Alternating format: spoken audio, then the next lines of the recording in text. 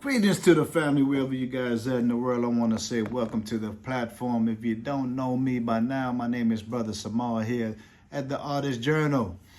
On this particular platform, we always showcase our trips around the world. We like to hit up museums from time to time, and I also like to report things as it pertains to the African continent and the African diaspora.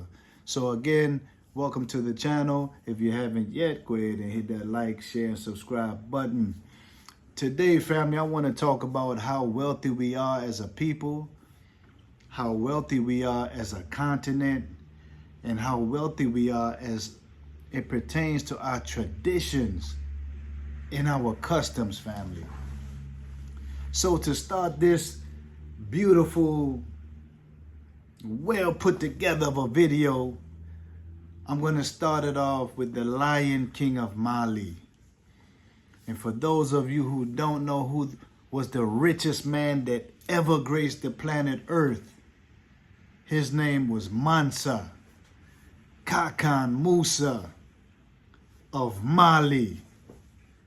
Before we even get into it, I'm not going to butcher the story up. I'm just going to drop a little clip and pray you guys follow. Stay tuned. The man known to history as Kankan Mansa Musa was born around 1280 AD in the Mali Empire, which was located in West Africa. His given name throughout his life was Musa, the Arabic version of the Hebrew name Moses, a man who figured prominently in Jewish, Christian, and Muslim religious beliefs. Musa's father was Faga Leya, who was the son of Abu Bakr, who legend said had played a key role in founding the Mali Empire by supporting his brother Mansa Sundiata Keita. So as you guys can see, Mansa Musa was a very prominent and important young man at the time. He was worth over $400 billion. And guys, you could do a little fact check for yourself. You can Google actually the Forbes list. Google Forbes list Mansa Musa. And they will explain how Mansa Musa was the richest man that ever lived at the young, ripe age of 26 years old. I'm telling you, family, our contribution to this planet, this world, this existence is more than what can, you understand, more than what we can comprehend, more than what meets the eye. Let's hear a little bit more from Mansa Kakan Musa. Residing around the area of Hamana and Kolonkana in what is known today as Guinea. The emergence of Sundiata as the first Mansa of the Mali Empire, which was a position comparable to emperor or king in European terms, saw his great general Tiramachan undertake a successful military campaign deep into what we know today as Senegal and Gambia. Although the life of Musa's father remains largely unknown, we know that Faga Leya never took the throne himself, but his bloodline would go on to produce 7 Mansas, who would oversee much of the rise and decline of the Mali Empire during the 13th and 15th centuries. Yes, family, as you heard, they had several Mansas. All Mansa is a term that means king. So, King Musa. So, in today's video, like I said, I want to showcase different renowned people from around the African continent and showcase how one are the former of all things. We have the brain power, the prowess, the intellect, the divine guidance. Once we order our lives the correct way, once we vibrating at a certain level, a certain height, a certain frequency, then the universe can feed us. You understand? And I believe that these individuals was vibrating on such a high frequency. They was tapped in to some things beyond what we can even imagine. Beyond what we can imagine. So the first clip was Mansa Kakan Musa. Now, let's take a trip to Ghana so that you all can see Nana Kwame Bediako. Stay tuned.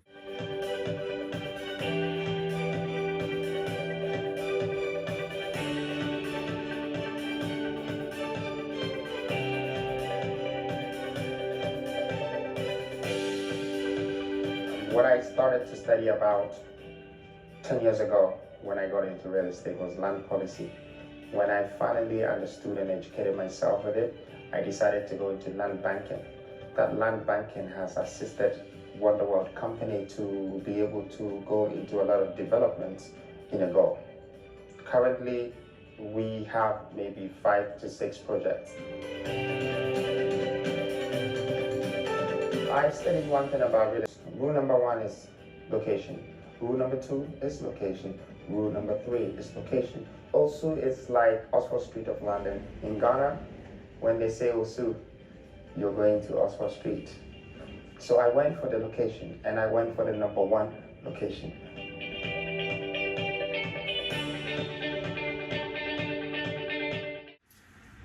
Yes, fam. So as you can see, the real estate mogul, Nana Kwame Bediako, from his own mouth, location, location, location is how he built his real estate portfolio out. He started from a very young age selling eggs.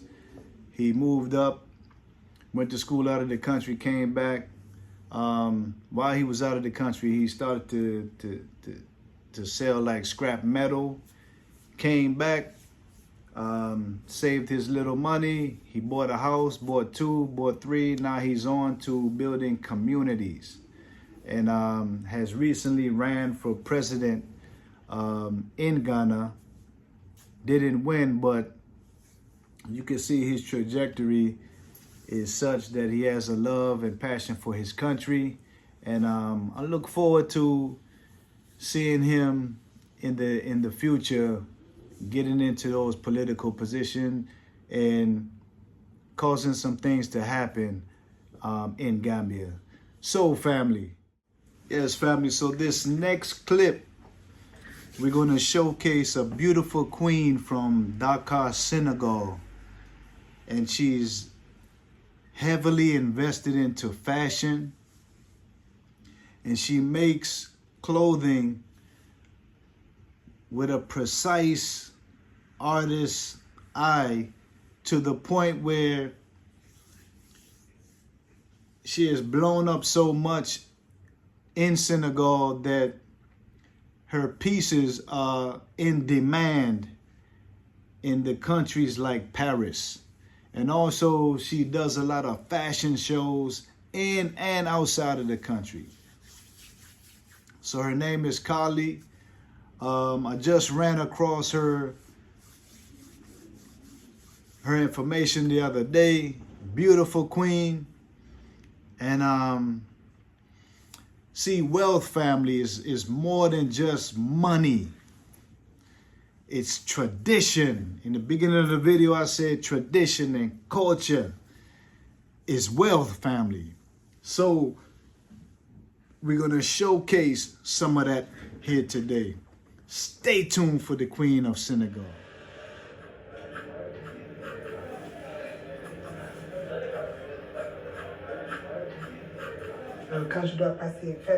Working for a collection started with sketches like this. I choose a few and draw those properly. Then I do the cutting pattern, and in the end, there's a sample dress.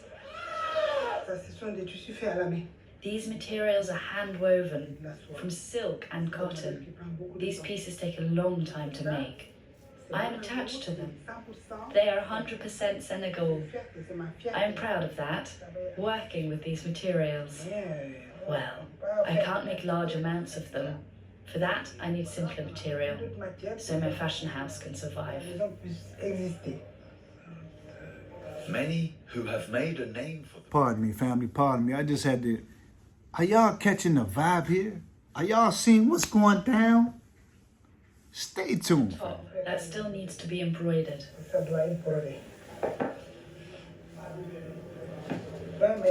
My new collection won't just be made from these materials and cuts. Altogether, there will be 100 pieces. The men and women in Dakar are elegant. If you see someone walking, you immediately think, if I made a design for this person, what would it look like? It is easy to dress the Senegalese men and women.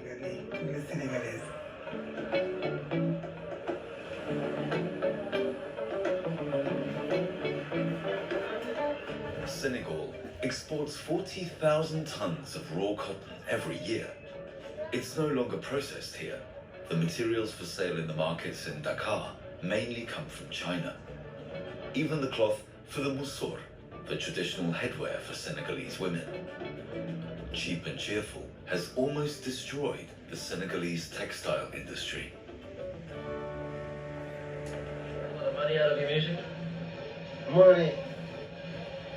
I mean, how much is a lot of money to you? Yeah, that's a good question. Have you made, say, millions of dollars? No. Are you a rich man? When you mean rich, what you mean? You have a lot of possessions? A lot of money in the bank? Position make you rich? I don't have that type of richness. My richness is life forever. Jadno. As you can see, family, Robert Nesta Marley, aka Bob Marley, set the record straight.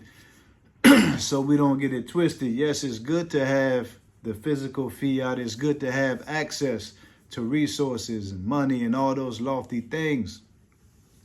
But that's not true wealth. You understand? Now, we know that in this lifespan, to be able to navigate this planet and make things happen and do this and do that, yeah, you gotta have it. It's good to have, but it's not everything, family. So we went to Mali and we sat in with Mansa Kakan Musa, and then we journeyed all the way over to Ghana and sat with the Honorable Nana Kwame Bediako and saw a little tidbit of his journey, and also the beautiful Queen of Senegal and her mastery in tailoring and putting beautiful textures and colors together, you know. And also we saw and heard a message from the king of reggae himself, Nesta Marley. And I wanted to come on today, family, just to remind us that we are enough. Lock arms with each other. Begin to come together and unite and link and make our link strong again, family. No longer can we look at each other and feel like we're strangers, because we're not strangers, fam. I don't care if you're from Ghana and he's from Nigeria and he's from Trinidad, Tobago, and I'm from the Virgin Islands and he's from Haiti and I was born in Brazil. Listen, family. We are one family and we are stronger together. When we are unified, when the sleeping giant, when that elephant really wake up, folk fear that. But that's where we have to go as a family, people. So our real wealth is in unity and in power and strength and spirituality.